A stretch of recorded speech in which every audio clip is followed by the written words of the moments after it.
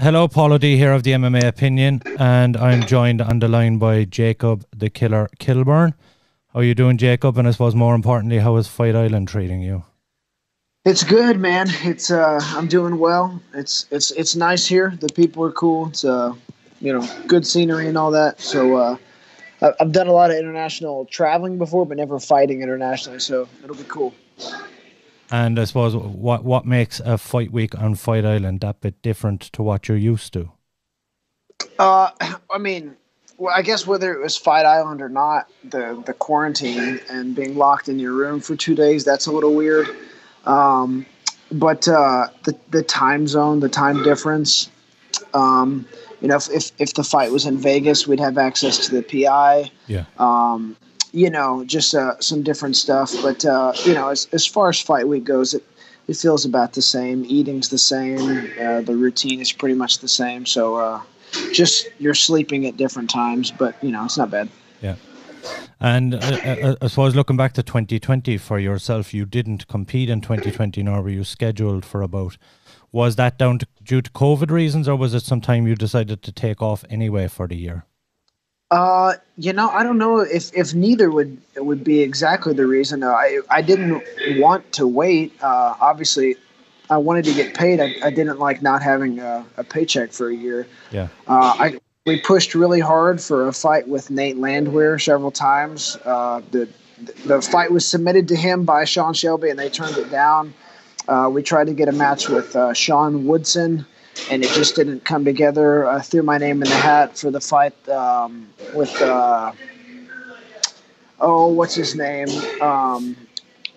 Anyways, there's a bunch of matches that I was supposed to fight in September. Just things just kept falling through. Just didn't come together for you.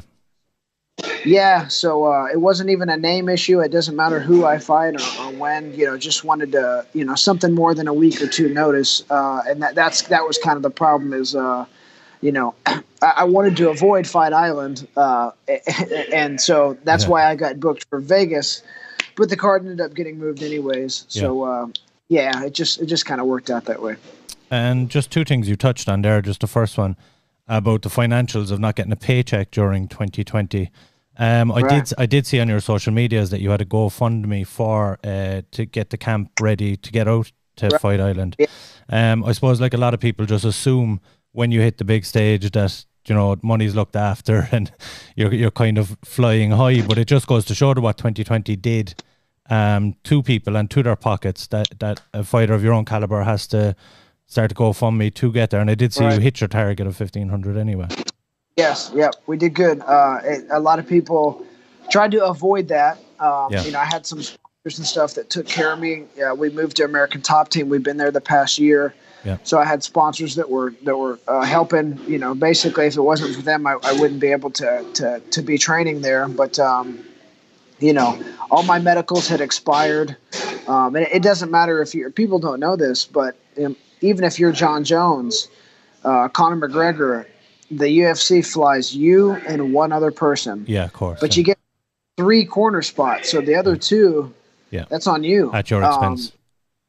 People don't know that, and and the medicals are the same way. Your 6 medical exams are on you. They can take it out of you for your purse if you would like, but nobody wants that. So, it's frustrating having to do a little bit of fundraising, but that's why you got a strong support system that can come together for you. So yeah, exactly. And just the other point I wanted to touch on what you said was about not taking a fight on short notice. Like I suppose similarly to your debut against Billy Quarantillo, that fight was on a week's notice. Now everyone agreed you did show how tough you were during that fight, but do you feel like you didn't get to show off your skill set as a result of taking the fight on such short notice? Oh, for sure. If me and Billy fought again, it wouldn't even be look close to the same fight. Now he's good, and he's gone on to do well in the UFC. He's beaten multiple opponents in different ways. Yeah. But I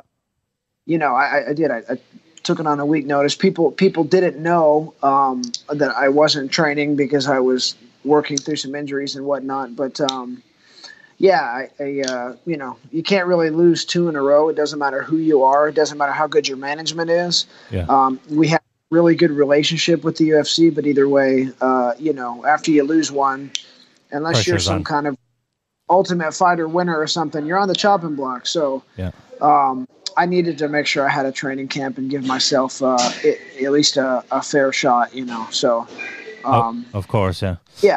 And I suppose your opponent, Austin Lingo, being a Muay Thai background, the fight does stylistically suit you a bit better than a heavy grappling style would anyway. Are you looking forward to this bout with Austin? Oh my goodness, you couldn't have picked a better, stylistic matchup for me. It's going to be fireworks. I think he's going to play into a lot of my game. I think it'll be a good fan-friendly fight that, a lot of casual fans don't appreciate the grappling as much. So, for the people that just tune in every now and again to watch guys fight, our fight would be, probably one that they're looking for. But it's also a good opportunity for me to showcase my grappling too. It's a great matchup. I couldn't really. There's nothing to complain about. I'm excited. Yeah, and I suppose you touched on as well about losing your debut and not wanting to lose 2 in a row. You're both coming into the fight in the same position with that regard, both having lost your debut. Both essentially, as I know his was in February 2020, but it's more or less a year for both of you that you're out of the cage. Are you anticipating a kind of more of a war just based on the fact that both of you are in kind of position where it's all on the line in a sense? We're both coming in. There's no comfort zone. We are in a, fighting for our life, fighting for our job. And that's just the reality of it. If you can't show up to work and perform, you're going to have to go somewhere else. So we've got to, there's going to be pressure for both of us. And I think that will carry us through in moments where maybe we get a little tired or, maybe you would want to take 15 seconds off or whatever, just to push through, because winning this fight is of the utmost importance. Every fight is a must win. Obviously, you never want to take a loss, but this one more than any, you don't want to start the new year off with a loss, and you don't want to lose 2 in a row. So I would say that the pressure's on for both of us, but it'll be motivating. And exactly.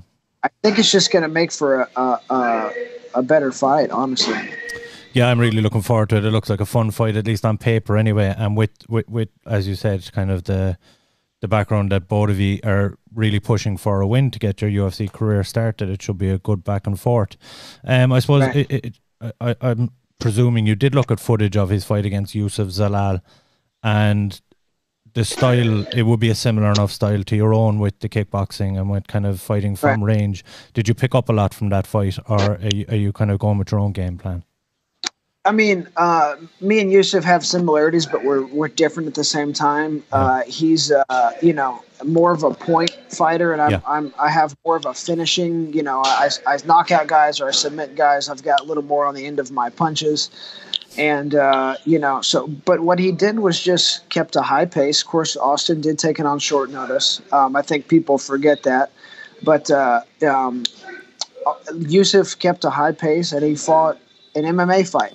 He used his kicks, his jabs. He kept moving. He mixed in the takedowns, and he just, used a lot of different skills. And he did a lot of backwards movement, less than I will do. Yeah. But, I mean, that is kind of the blueprint. Just use all your skills, and you got to be able to deal with his constant pressure, because if you relax even for a second, he's always swinging big punches.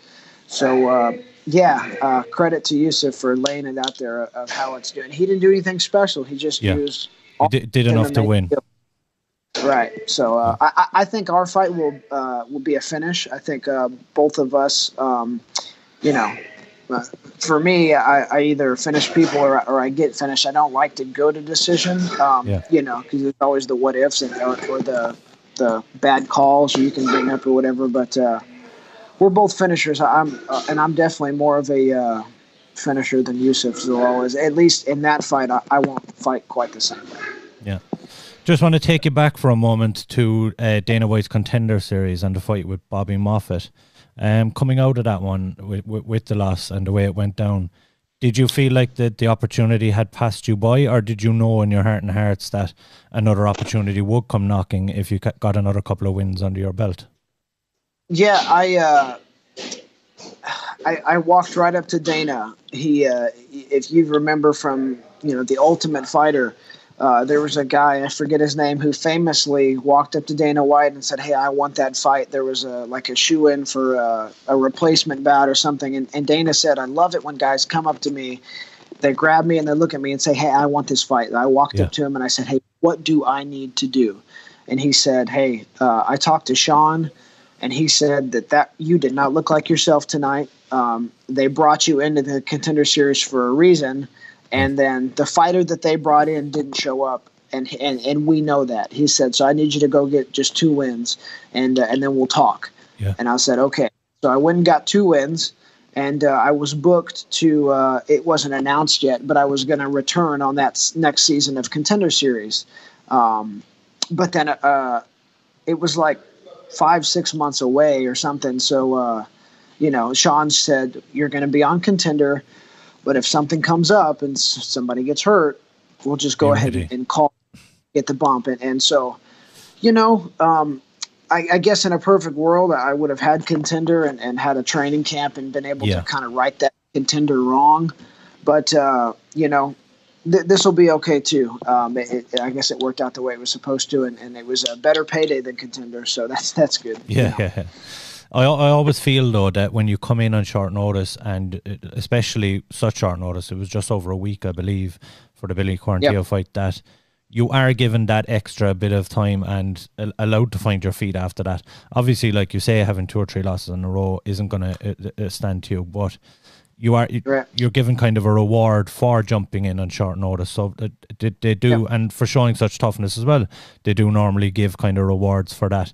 What do you see kind of as next for you, given a win here on Fight Island? Are you hoping to fight a couple of times this year, or are you hoping to kind of get another full camp and aim for the summer again? I mean, let me get a win, and then maybe give me 2 weeks to not think about MMA for a while. I haven't got to see my family. Everybody's back in Tennessee. I've got family in Illinois, and I've been in South Florida, an American Top Team every day, and so I need to go visit some people and do that. But I'd like to jump right back in there. I don't like waiting a long time. Yeah. I feel like I'm fresh, and you got to get that first fight out of the way, and then you feel comfortable again. So this fight will just get me back to feeling comfortable in the octagon again. So, or in the ring or whatever. So, I would like to fight multiple times. One, I'd like to try to get a house this year. So that costs me. But I'd like to get a couple wins and renegotiate for a higher contract. So, maybe in the springtime or just see what they offer. It doesn't matter who, but a full camp, or at least 6 weeks, something to. But I want to fight multiple. It is one of those as well, especially when you train camp, you're trying to find your feet in a new camp and stuff like that. How is it going with American Top Team? It's really good. It's dog eat dog there. The best in the world, especially for that 135, 145, 155. Yeah. You've got champs, title contenders, and guys that are ranked top 10. All across the board, you've got people that are champions in other organizations at that weight class and contenders at other, it's a murderer's row at that for guys my size. And it's been good, competitive, exactly what I needed. Back home at my home gym, I was kind of the top dog, and I had to return to the bottom of the totem pole. And I decided that, after my debut against Billy Q, Mike Brown was backstage. I walked up to Coach Mike Brown, and I said, "Hey, I need to come train with you guys." And I just knew what happened to me that night, regardless of 1 week notice and whatever. I needed that to happen every day until it stopped happening. Of course. And so, that's what I did. I just immersed myself, and it was tough, man. There was times where I've peed blood. I've had pounding headaches for 2 days. I've taken my beatings, and I've learned a lot. And now I'm being on the winning end of rounds. and it's good. So it's been super productive. I'm adjusted, and I can call it home now. So it's nice. A positive move all in all. So look, I don't want to keep you too late because I know it's gone past midnight there now over in Abu Dhabi. But I suppose just before we go, is there anything you want to tell us, something we don't know about Jacob Kilburn? Something you don't know.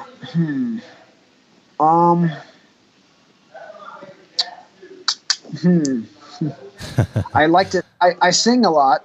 I like to sing a lot. I'm pretty good at cooking. Don't suppose you want to give us a rendition of anything, no? I don't know. What do you want to hear? I don't know. I usually don't sing in front of people, but yeah, maybe next time. That's good. But that is something, and I usually sing naked, so that's. Well, we definitely don't need to see that anyway. Yeah, you might get more or less followers. Just depends. Yeah. Sure. Look, maybe in the octagon after a victory, we might get a song out of you. Me and my buddy talked about that, doing something special on the microphone afterwards. Maybe I'll sing a song. Maybe that'll work out. It'll put the spotlight on anyway. Listen, we appreciate you coming on, Jacob, and we wish you the best of luck on Saturday night. Best of skills. Appreciate it, man. Much love. Thank you. Thank you.